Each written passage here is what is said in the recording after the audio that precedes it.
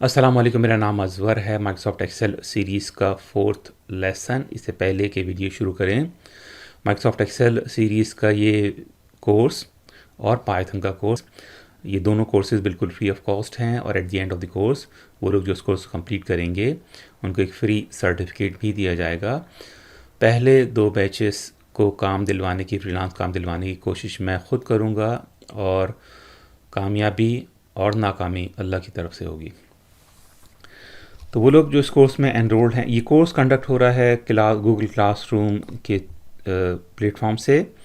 और वो लोग जो ऑलरेडी इस कोर्स में एनरोल्ड हैं उनको इस पेज का एक्सेस ऑलरेडी मौजूद है। हमारी पहली वर्चुअल मीटिंग है, टीम्स मीटिंग है, फरवरी 25 संडे का दिन है और ऑस्ट्रेलिया के वक्त के हिसाब से 6 बजेंगे, लेकिन पाकिस्तान में गालिबन 11 बजेंगे। नोट करें कि गूगल ज़्यादा से ज़्यादा 250 स्टूडेंट्स अलाउ करता है क्लास में, तो ये लिमिट पूरी हो चुकी है इसमें, लेकिन इससे कहीं ज़्यादा स्टूडेंट्स इंटरेस्टेड हैं।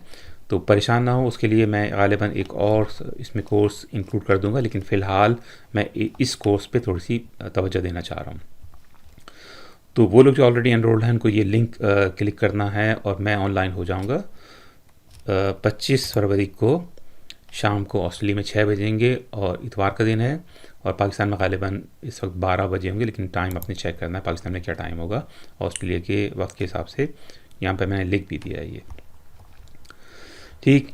अच्छा, another thing to be noted, Google classroom ज़्यादा से ज़्यादा 250 स्टूडेंट्स अलाउ करता है एक कोर्स में, और माइक्रोसॉफ्ट टीम्स जो पेड वर्जन मेरे पास है उसमें ज़्यादा से ज़्यादा एक वक्त में 100 स्टूडेंट्स लॉगिन हो सकते हैं। यानी टीम मीटिंग जो हमारी पहली होगी संडे को 25 फरवरी को, उसमें ज़्यादा से ज़्यादा 100 लोग ऑनलाइन हो सकेंगे। देखते हैं कि जी कितने लोग इंटरेस्टेड हैं। अगर कुछ लोगों ने मिस आउट किया तो मैं मज़ीद एक इसमें मीटिंग इसमें इंक्लूड कर दूँगा नेक्स्ट लेसन्स के लिए। शुरू करते हैं अपना लेसन। डबल क्लिक कर देते हैं एम्प्लॉयज़ की वर्कशीट पर, जो कि हमने पिछले लेसन्स में क्रिएट की थी। अब इसमें थोड़ा सा मज़ीद आगे बढ़ते हैं जो चीज़ें हमने सीखी थी, और उसमें सबसे पहली बात ये है कि आपने इस तमाम सेट ऑफ डेटा को सेलेक्ट कैसे करना है। तो मैं इसको, एक तरीका तो ये है कि मैं यहाँ से सिलेक्शन टूल इस्तेमाल करते हुए, ये कर्सर आप देखें, कर्सर की शेप ऐसी है और इसकी मदद से आप ये इस डेटा सेट को सेलेक्ट कर सकते हैं। तो एक तरीका तो ये है, लेकिन अक्सर औक़ात आपको ऐसा होगा कि 2000 रोज़ हैं, 3000 रोज़ हैं। मैंने अप टू 100,000 से ज़्यादा रोज़ की वर्कशीट्स पे काम किया है, और ये तरीका, अगर आप इतनी ज़्यादा रोज़ हैं तो ये सेलेक्ट करना इस तरह से ये बड़ा टीडियस हो जाएगा, बड़ा टाइम कंज्यूम हो जाएगा और बड़ा मुश्किल हो जाएगा। तो तरीका क्या है इसका? आसान तरीका क्या है कि आप किसी भी सेल को सेलेक्ट कर लें और उसके बाद कंट्रोल A, तो ये सेट ऑफ डेटा जो कि एक साथ कुछ कॉलम्स हैं और एक साथ कुछ रोज़ हैं, ये सेलेक्ट हो जाएगा। इसके बाद आपने फॉर्मेट चेंज करना है। फॉर एग्जांपल मैं कहता हूँ वेयर ऑल अराउंड, जो कि मेरा पसंदीदा फ़ॉन्ट है, और इसका साइज़ थोड़ा सा बढ़ा देते हैं, साइज़ 12 कर देते हैं, और आप देखें कि कॉलम्स कुछ जंबल अप हो गए हैं, तो मैं इनको थोड़ा सा बढ़ा लेता हूँ, ठीक है, ताकि डेटा हमें पूरा नज़र आए।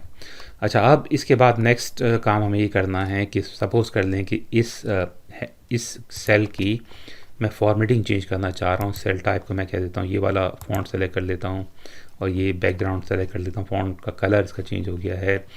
इसका मैं साइज़ कोई दूसरा फ़ॉन्ट सेलेक्ट कर लेते हैं, साइज़ बढ़ा देते हैं, और अब इसमें मैं चाहता हूँ कि ये फॉर्मेट अप्लाई हो इनमें से कुछ सेल्स में।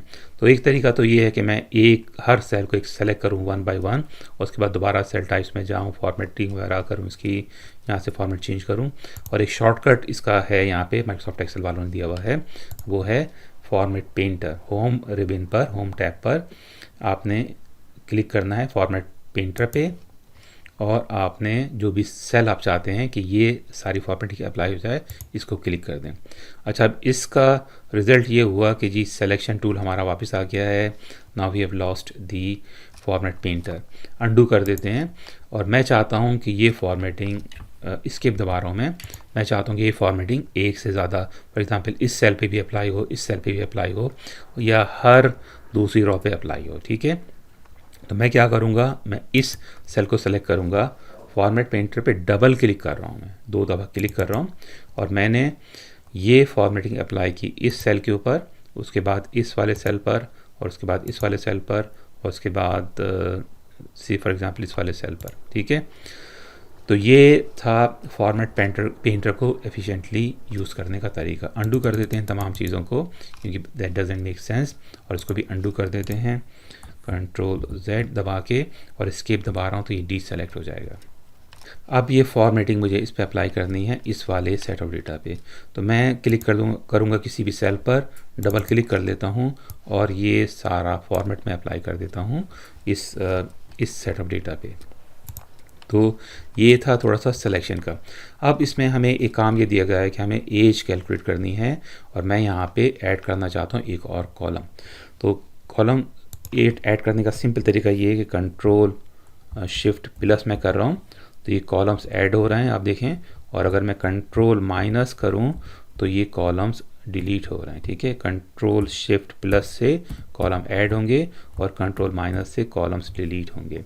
अब यहाँ पे मैं चाहता हूँ कि एक एज कैलकुलेट हो जाए, और एज का फॉर्मूला हम एज कैलकुलेट करेंगे with the help of date of birth. तो कॉलम को थोड़ा सा बड़ा कर लेते हैं, और उसके बाद मैं फॉर्मूला लिखूँगा इज इक्वल टू का साइन डेटेड इफ़, और उसके बाद ओपन पैरेंथेसिस, और मैं ये डेट ऑफ बर्थ का सेल सेलेक्ट कर लेता हूँ, कॉमा, उसके बाद मैं लिखूँगा टुडे।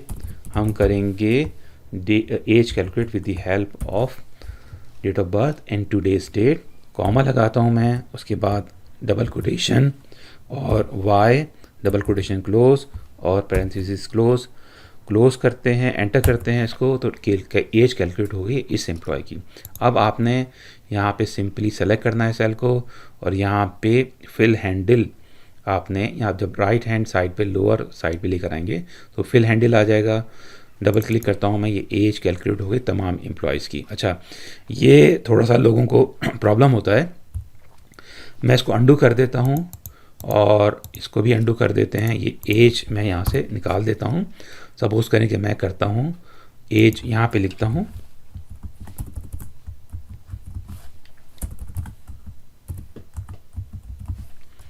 और मैं यहाँ पे एज कैलकुलेट करना चाहता हूँ, तो फिल हैंडल हमारा यहाँ पे काम नहीं करेगा। मैं दोबारा से फार्मूला लिखता हूँ और मैं लिखूँगा डेटेड इफ़ ओपन पैरेंथेसिस, उसके बाद हमें सेलेक्ट करना है B2 को, सेल B2 को, क्योंकि हम यहाँ से एज कैलकुलेट करेंगे with the help of date of birth, और उसके बाद कॉमा, और आज की डेट इसको मालूम होनी चाहिए, टुडे, ओपन पैरेंथेसिस और क्लोजिंग पैरेंथेसिस, और उसके बाद कॉमा, किस फॉर्मेट में हम चाहते हैं, हम चाहते हैं ईयर के फॉर्मेट में, तो ये ईयर, वाई का मतलब है ईयर, पैरेंथेसिस क्लोज, और एंटर कर देते हैं। अब अगर मैं फिल हैंडल को यूज़ करना चाहूँ तो आप देखेंगे कि इसने राइट साइड वाले जो डेटा सेट है उसको पिक किया है और ये पूरा पिक नहीं किया। और अगर यहाँ पे एक कंट्रोल शिफ्ट प्लस का साइन दबा दें और मैं इसको अंडू कर देता हूँ, यहाँ से रिमूव कर देते हैं, तो अब ये फिल हैंडल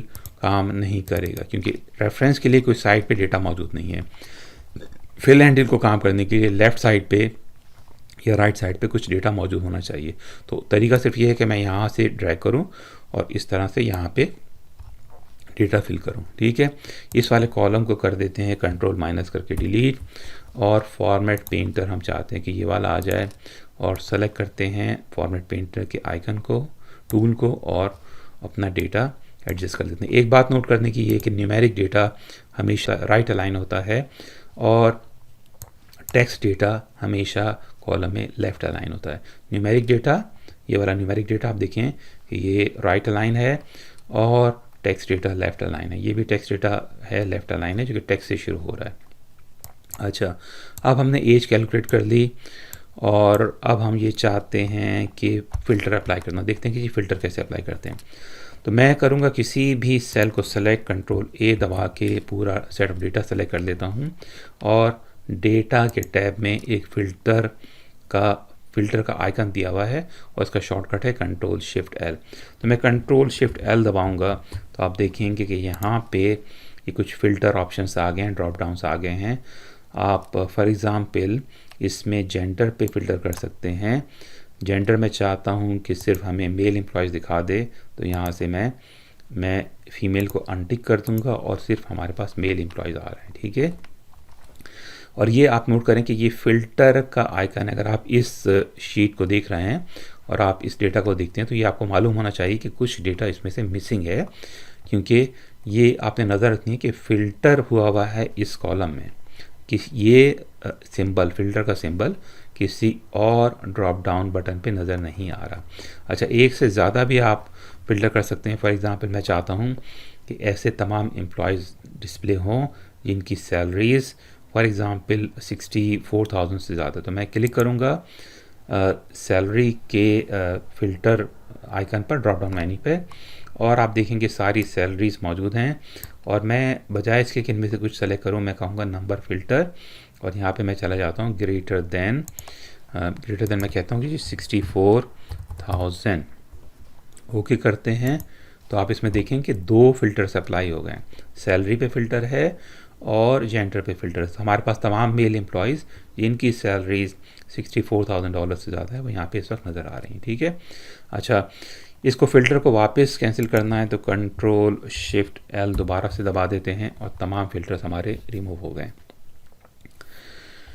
अच्छा, तो हमने जो अहम बातें सीखी वो इसमें थोड़ा सा इस सेट ऑफ डेटा को सेलेक्ट करना, इसके बाद फ़िल्टर करना, एज का जो हमारे पास फंक्शन है वो अप्लाई किया हमने, एज कैलकुलेट करना सीखा, और उसके बाद हमने थोड़ी सी फॉर्मेटिंग वगैरह सीखी, फॉर्मेट पेंटर हमने सीखा।